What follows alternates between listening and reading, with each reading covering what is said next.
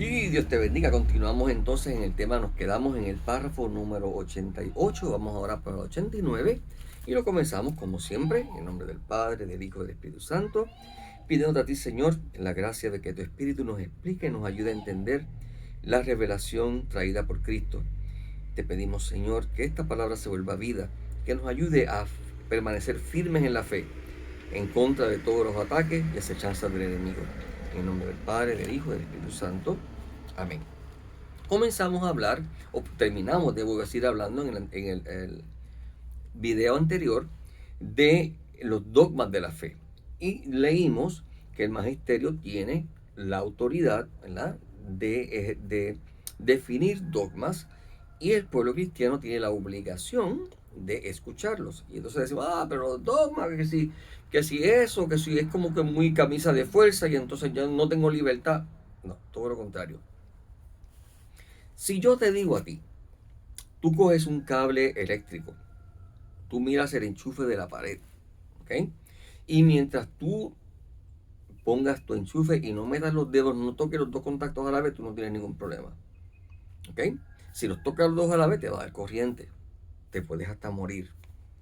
Si tú coges esos cables y los pelas y te pones a jugar con ellos y todavía tienen corriente en vivo, te vas a electrocutar. Si tú apagas los breakers, pues entonces puedes trabajar ahí. Estos son verdades de fe, son dogmas.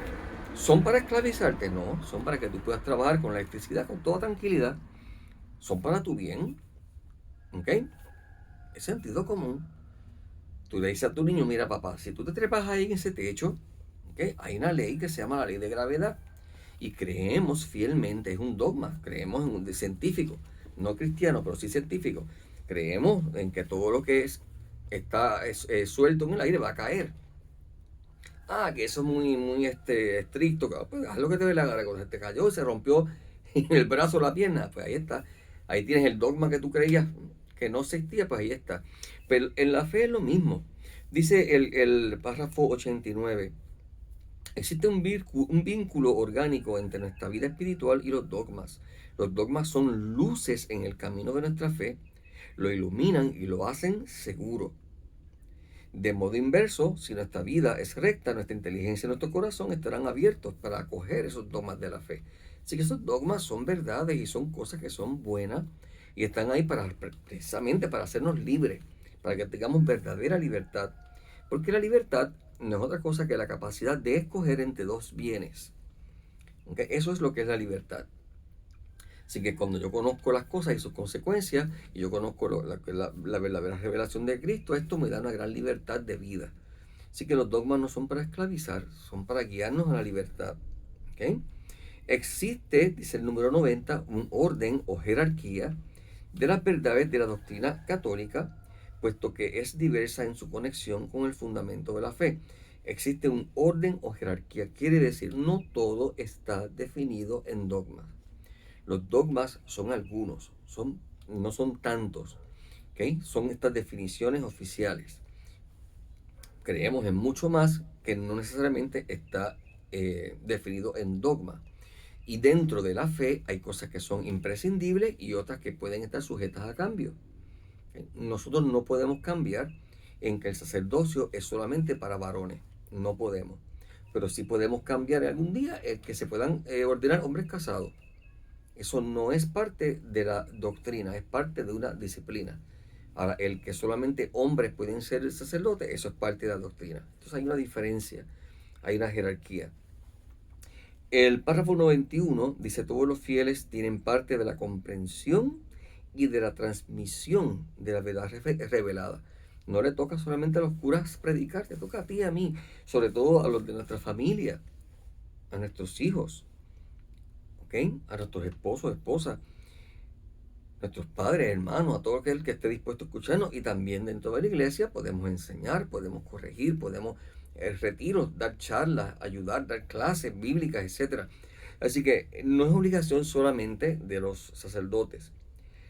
El párrafo 92 dice, la totalidad de los fieles no puede equivocarse en la fe. Miren qué interesante.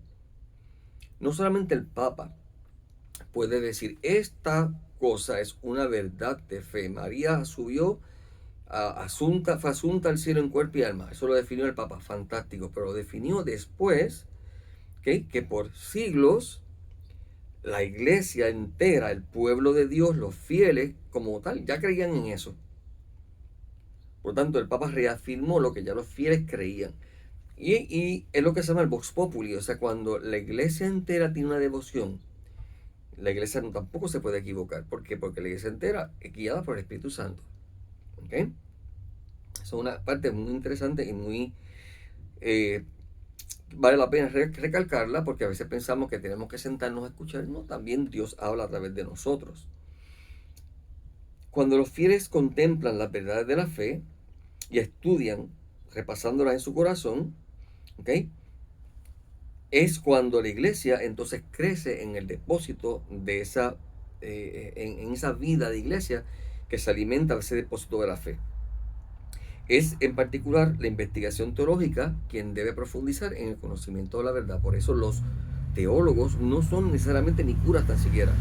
Y a ellos les toca estudiar la escritura, profundizarla, y luego el magisterio da una definición o una respuesta oficial.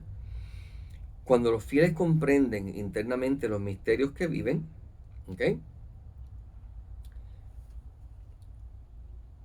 y cuando los obispos proclaman la verdad, es cuando entonces se está cumpliendo, se está entendiendo lo que es el depósito de la fe. Que me desorganiza un poquito, voy a dar para atrás para que me entiendan mejor. Dice: gracias a la asistencia del Espíritu Santo, la inteligencia tanto de las realidades como de las palabras del depósito de la fe pueden crecer en la vida de la iglesia. ¿Cómo pueden crecer? Número uno, cuando los fieles la contemplan y las estudian. Número dos, cuando los fieles comprenden internamente estos misterios y los viven, y viven su sacerdocio común, y viven y entienden la importancia y el poder de su oración, y cómo somos llamados a la santidad, tanto como cualquier sacerdote o monja. Hay montones de santos que son simplemente laicos. ¿Ok? San Francisco de Asís, uno de los más famosos, nunca fue sacerdote. San Martín de Porres nunca fue sacerdote.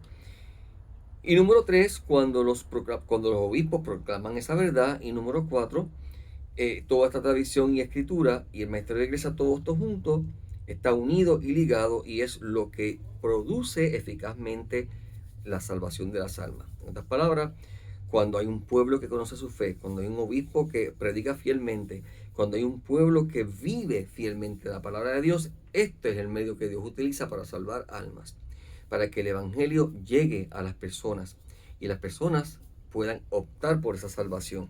¿Okay? No es que nosotros tenemos el poder en nosotros mismos, somos, como dije antes, custodios de el poder de Cristo de salvar, con sus méritos, con su cruz, con su bautismo, a través de sus 7 sacramentos y demás. El próximo tema dice en el artículo 101, en la condescendencia, y aquí estamos introduciendo ya en cómo se escribe la escritura y cómo se interpreta la Biblia. Estuvimos viendo hasta ahora la tradición, que es el conjunto de todas las enseñanzas por 2000 años.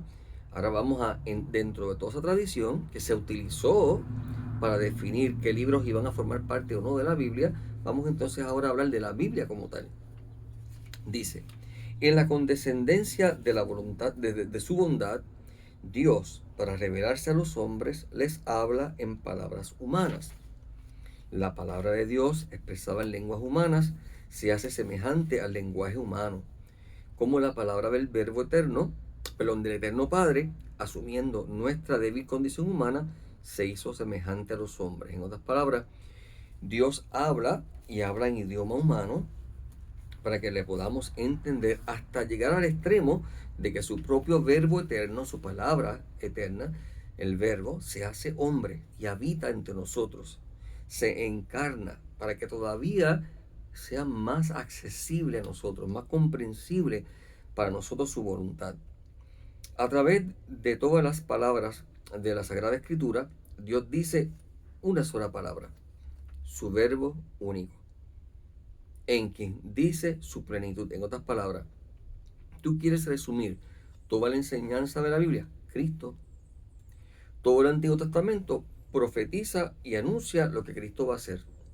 Todo el Nuevo Testamento te dice lo que Cristo dijo e hizo. Así que, ¿cuál es la palabra de Dios? La palabra de Dios es Cristo. Y lo que de lo que Cristo es y se revela sobre Cristo, se puso por escrito, esa es la Biblia. ¿Ok? Y se puso por escrito en estos libros que formaron parte de esta colección llamada Biblia. Pero el mensaje es ese: yo soy el camino, la verdad y la vida. Es por eso que los cristianos a veces parecemos intransigentes.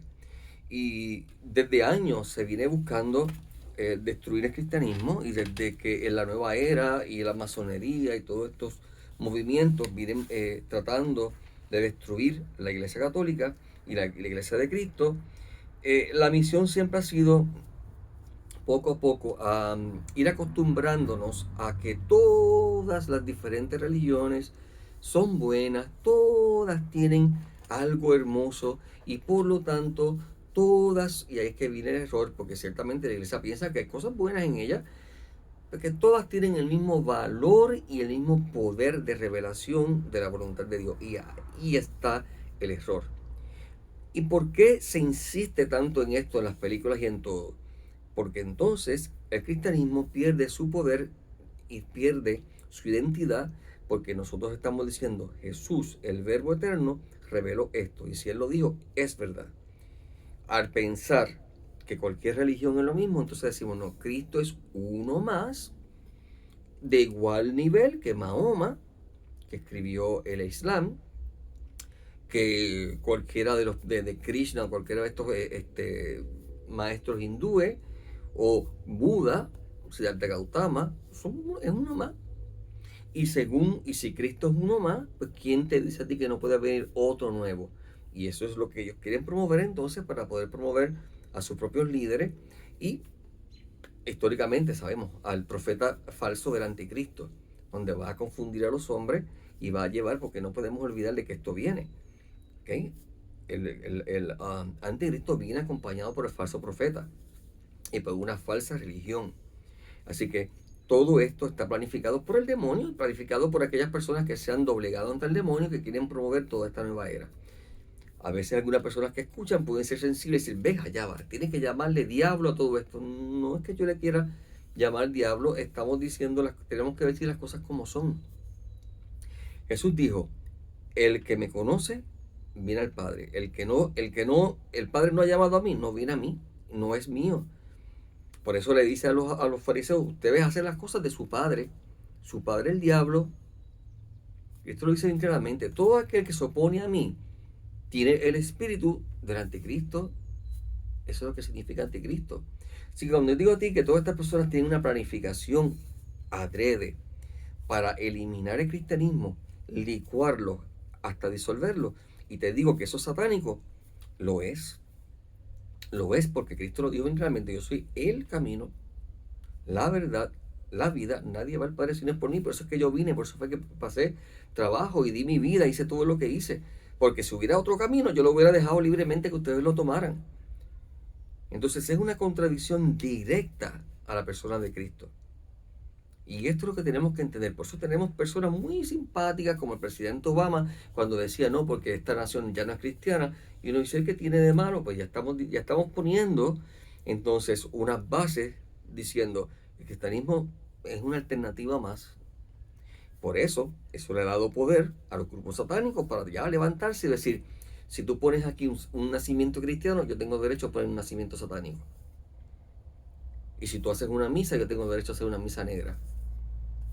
Donde sea, abiertamente. Porque hay igualdad, tiene que haber igualdad. ¿Ves?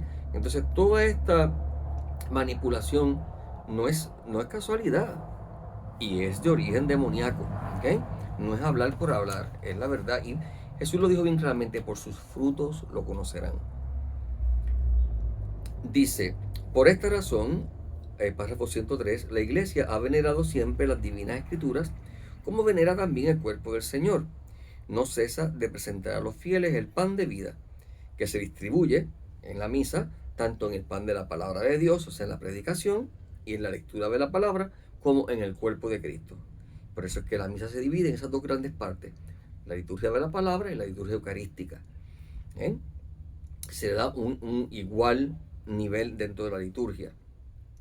En la Sagrada Escritura, la iglesia encuentra sin cesar su alimento y su fuerza, porque en ella no recibe solamente una palabra humana, sino lo que es realmente la palabra de Dios.